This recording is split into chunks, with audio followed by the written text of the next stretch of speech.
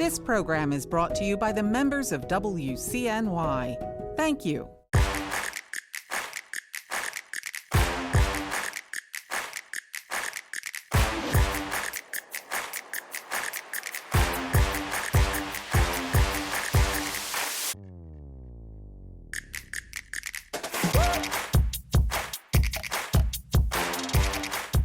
Welcome, America, to Balancing Act, the show that aims to tame the political circus of two-party politics. I'm John Katko. This week, presidential pardons. What was the original intent, and how much power should presidents have when it comes to granting them? In the center ring, former United States pardon attorney Liz Oyer and Congressman Steve Cohen brief us. On the trapeze, Professors Mark Osler and Bernadette Meyler debate the issue. Plus, I will give you my take. But first, it's time to walk the tightrope.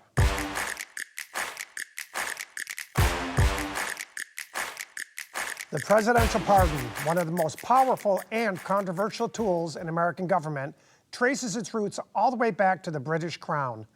Kings once used the royal prerogative of mercy to forgive crimes or calm rebellions. America's founding fathers borrowed the idea, but with a critical difference. They gave that power to an elected president, not a monarch.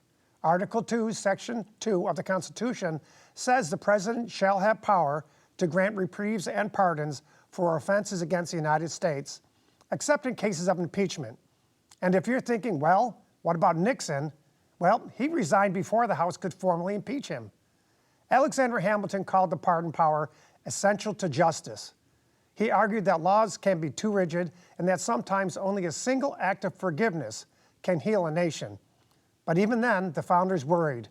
What if that mercy was used to protect the powerful or to confer favor on a president's own allies? From America's earliest days, presidents have walked that constitutional tightrope. George Washington pardoned the leaders of the Whiskey Rebellion to ease tensions in the young republic. Thomas Jefferson wiped away convictions under the Sedition Act, defending free speech.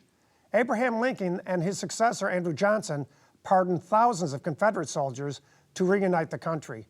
Gerald Ford did the same for Richard Nixon, believing the nation needed closure, though many saw it as a miscarriage of justice, and it's been argued it cost Ford the '76 presidential election.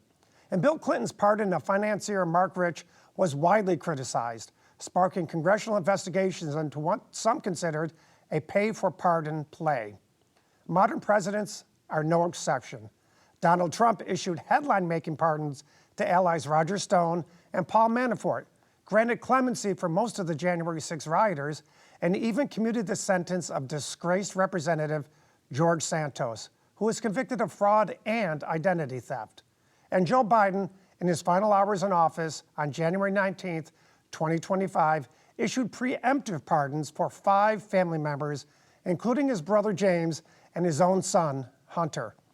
However, a pardon is only one piece of a larger power called executive clemency. Presidents can also commute sentences, offer reprieve, which means delay punishment, remit fines, or grant amnesty. Together, these powers form the constitutional embodiment of the old royal prerogative. And yes, the Supreme Court has weighed in on this. In Ex parte Garland back in 1866, the court affirmed that the president's clemency power is unlimited except in cases of impeachment, and it covers all federal offenses. For more on how this power is carried out, pardon me while I head into the center ring. Joining me first in the center ring is former United States pardon attorney Liz Oyer. Liz, welcome to the show, and walk us through the process. How does a presidential pardon actually work? Well, that's a great question. I think a lot of people would like to know more about how the pardon process is working right now. It's different under different presidents, but one constant throughout history has been that the Justice Department has played a significant role in advising the president about when to exercise his constitutional pardon power. The Constitution gives the president very broad discretion over pardons, and the role the Justice Department plays is to try to ensure that it is applied in a way that is fair and that that actually upholds the values of our justice system. So there's an application process that runs through the Office of the Pardon Attorney, which is an office within the Justice Department that is headed by usually a career nonpartisan official. That office reviews and vets all applications that come in for clemency and makes a recommendation to the president based on the merits of the case. That recommendation is not binding on the president. The president can grant clemency to whomever he chooses ultimately, but that recommendation is something that typically carries a lot of weight with most presidents in deciding whether to grant clemency. So let's take a step back. You mentioned the Office of the Pardon. Was that always in existence with our government from the beginning? Some version of that office has been in existence for about 150 years, so it's quite an old institution. It's taken different forms at different periods in time, but what has been constant about it is that there are a set of standards that apply that are intended to ensure that pardons are granted in a way that is fair and that's not destructive to the justice system. So who decides what those standards are? There's a document called the Justice Manual, which is essentially the Bible for Justice Department employees that has a very detailed set of criteria that apply for considering pardons and commutations. There are two main forms that clemency can take. A pardon is essentially forgiveness for a crime of conviction, and it's not an expungement, but it has the effect of restoring civil rights that are lost as a result of a criminal conviction, as well as erasing any remaining parts of the sentence. A commutation is a different form of clemency that's commonly granted, and that just reduces the prison sentence typically of a person who is usually incarcerated at the time they receive that relief. So there are different sets of standards for those two forms of relief, but they both look at rehabilitation, acceptance of responsibility, and good conduct as sort of the hallmarks of demonstrating that you're deserving of a second chance through clemency. So now, the types of crimes that are actually available for a pardon of some sort, are state crimes available? No, only federal crimes. The president has the power to pardon federal crimes as well as certain military offenses and offenses under the District of Columbia Code. So state crimes generally can only be pardoned through the governor of the individual state, and different states have different processes for applying for that type of relief. So let's just talk more theoretical here. What's the intent behind the pardon power? What was the intent briefly? Then has it shifted over time? Yeah, it's about mercy. That was the intent. The founders of the Constitution debated whether to give this power to the president. They recognized that it's a power that historically has been wielded by kings. It's sort of a unilateral ability to erase a criminal sentence or a criminal conviction. So it's a very significant power. And the framers debated whether to give it to the president. And they decided that the criminal justice system can sometimes result in outcomes that are unduly harsh or unfair. Think about cases of wrongful conviction or cases where the law requires a penalty that really just doesn't fit the crime. That's what the framers had in mind when they decided to give the president the power to pardon. And the intent was that he would use it for good. He would use it for mercy for people who truly deserve it. Are there meaningful checks at all on the pardon power? The only checks historically have really been norms and traditions and accountability to the public. There are no legal constraints on the president's pardon power because the Constitution makes it a very broad power. But most presidents have felt some accountability to the public, and they haven't wanted to use the pardon power when they didn't believe it to be in the interests of justice. There are some examples from many presidents throughout history of pardons that were very controversial, but those well-known cases are actually the minority of pardons and commutations that have been granted. And in most cases, they've been granted to people who have really demonstrated that they were deserving of a second chance. So in your view, are presidential pardons and their lack of checks a feature of democracy or a flaw of the system? Well, I think that if they were used as the framers intended, they would be a good thing. I'm somebody who believes that the criminal justice system has, in many cases throughout history, produced overly harsh outcomes. The main area where we see that is mandatory minimum sentencing laws, which require sentences sometimes that really are just overly harsh for the crime, particularly in cases of nonviolent drug offenses. So clemency does have a real important role to play there. But clemency has been misused by many presidents in ways that raise legitimate questions among the public about whether the clemency power is a good thing and whether it really ought to be reformed. Liz Oyer, thanks so much for a great conversation. Now in the center ring, Tennessee Congressman Steve Cohen. Congressman, you have long advocated for a constitutional amendment to address the pardon issue. Why is that, and what do you hope to achieve? Well, going back a long time, St. Far, I was in a constitutional convention, which was a body to change parts of our Constitution of Tennessee in 1977. And at the time, our governor, Ray Blanton, became notorious for selling pardons and letting out murderers and friends of his children who were murderers. And I proposed a pardon power then that would say no pardon would be effective unless approved by a majority of the Supreme Court, who would review them all. It didn't gain enough traction to pass, but it's an indication of how far back the pardon abuses have been, and they go back many years. And we saw it with there was a pardon toward the end of the Clinton presidency. Some of them were wealthy people, but they pale in comparison to what we've had today with Trump and the pardoning of this crypto fella, and then all the insurrectionists in one fell swoop on day one. And then Biden did a lot of pardons that were kind of concerned about what Trump might do, and he pardoned all the members of his family and some of the people involved in some other committees. But I proposed a pardon power amendment to the Constitution, which is a constitutional power that would say a president couldn't pardon a member of his own family, a member of his campaign staff, a member of his administration. And we defined how those were. It's kind of hard to define what they'd be, and that they not appoint a pardon any person for a corrupt purpose, which gives some leeway for the courts to look into what was done. Now, I proposed it the first time during Trump's first term, I think it was, and people said, "Oh, this is aimed at Trump, et cetera." But I proposed it during Biden's term as well, and I had a few Republicans say that they support it, but then never got to a vote. And here we are now. We've introduced it again. But I think it was good for the goose, it's good for the gander, and it really is a corrupt thing.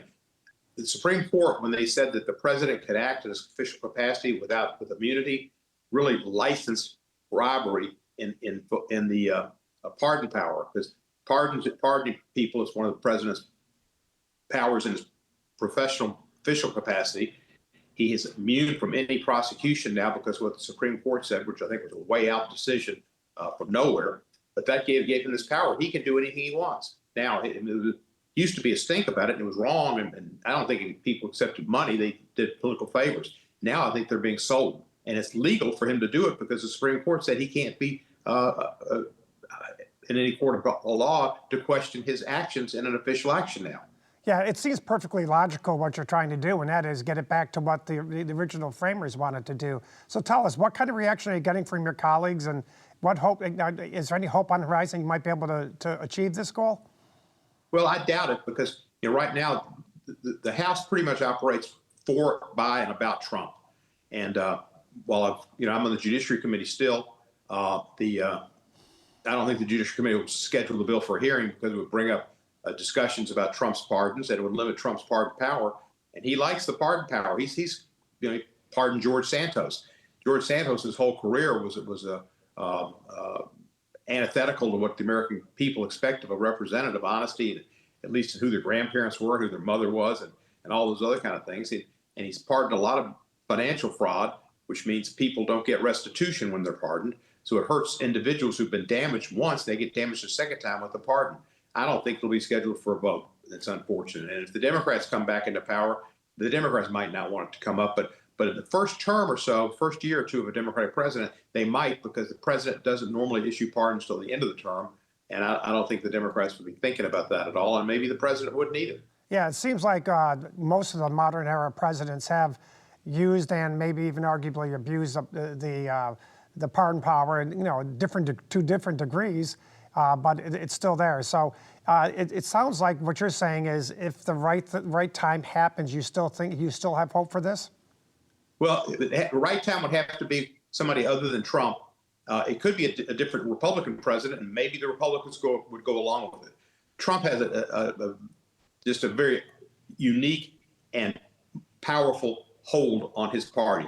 I don't think anybody else would be president, a Republican or Democrat, would have that same kind of hold, and maybe they would act independently and act on behalf of what's good for the people and to reform this abuse. So have you had the opportunity to try and get co-sponsors of this bill?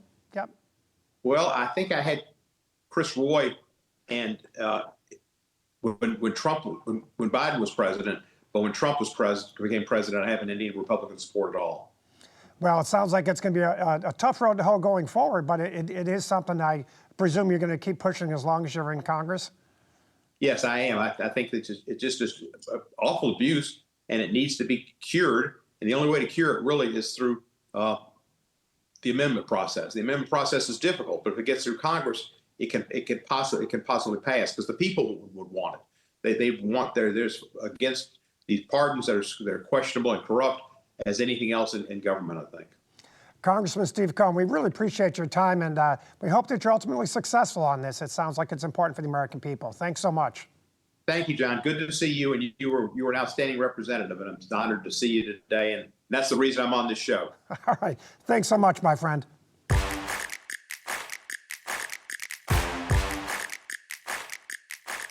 On the trapeze this week are professors of law Bernadette Meyler and Mark Osler. Mark, let's start with you. Have recent presidents used pardons primarily for the purpose of its intent? And if not, what are other motives for presidential pardons? Well, it's a hard thing to say what the intent was. I mean, when the framers put the pardon clause into the Constitution, there wasn't a lot of clarity, other than it was very unusual to include that power of kings right in the middle of the document that pretty much was about removing the power of kings from the executive. What we do know is that it puts it firmly in the hand of the president, which means it's going to reflect the principles of that executive. And that's something we've seen through history right up to the current day. Yeah, I think there's no doubt with respect to that, and each president seems to have had their own unique mark on pardons. Bernadette, what do you think? Well, I would agree with Professor Osler that it's somewhat unclear what the original intent was, but Alexander Hamilton had a particular view, which was that a well-timed offer of pardon could stop an insurrection or rebellion in its tracks. And President Washington used the power in that way when the Whiskey Rebellion happened in Western Pennsylvania shortly after the founding moment. So I think that that was one of the reasons why the pardon power was included in order to provide a kind of emergency escape valve for possible revolutionary or insurrectionist activity.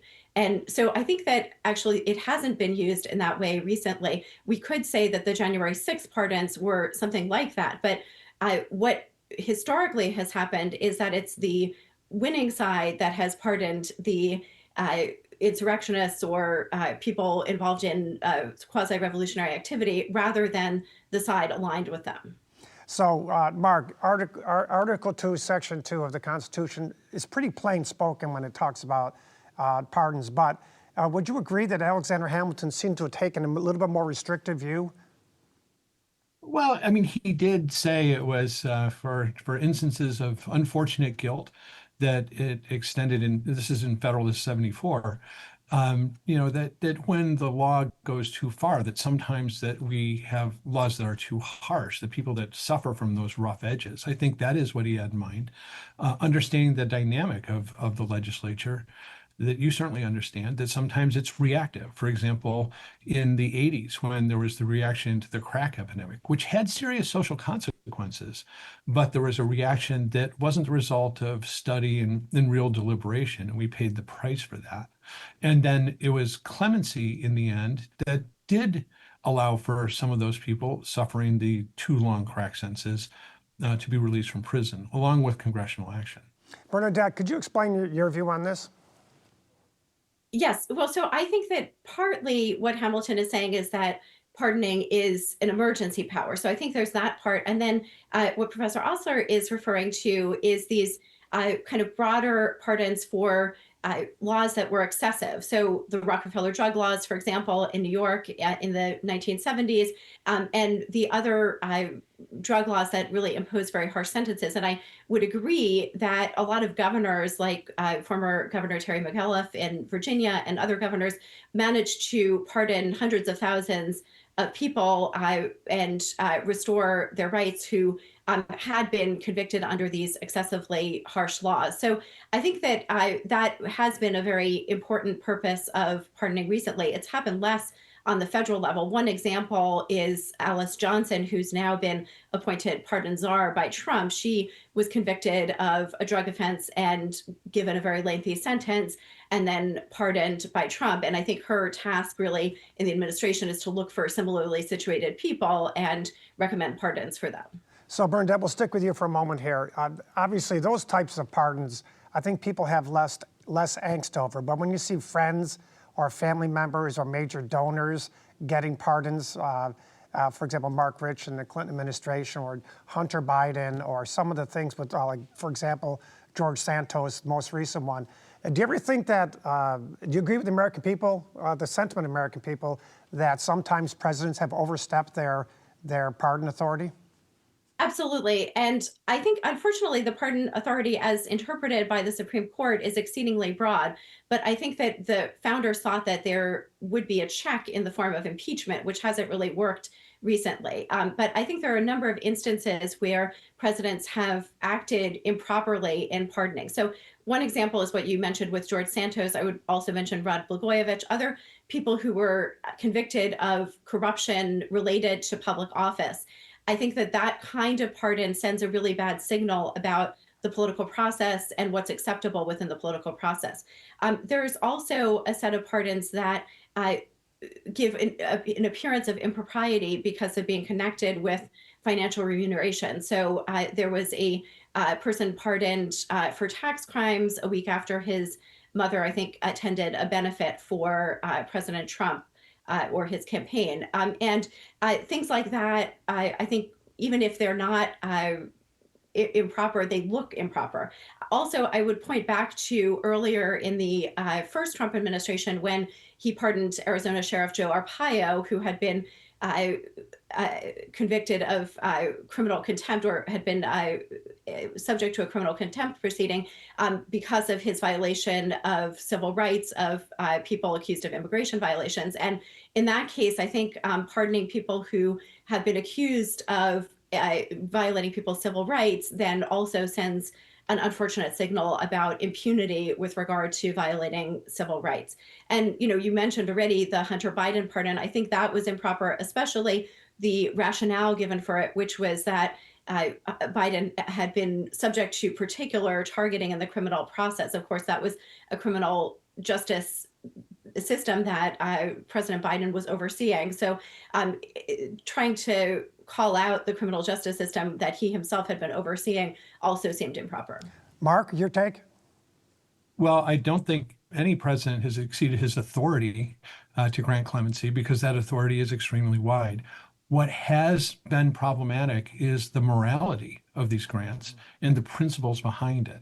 I think the check on clemency is democracy, and that, you know, unfortunately, we don't get the chance to do that very often.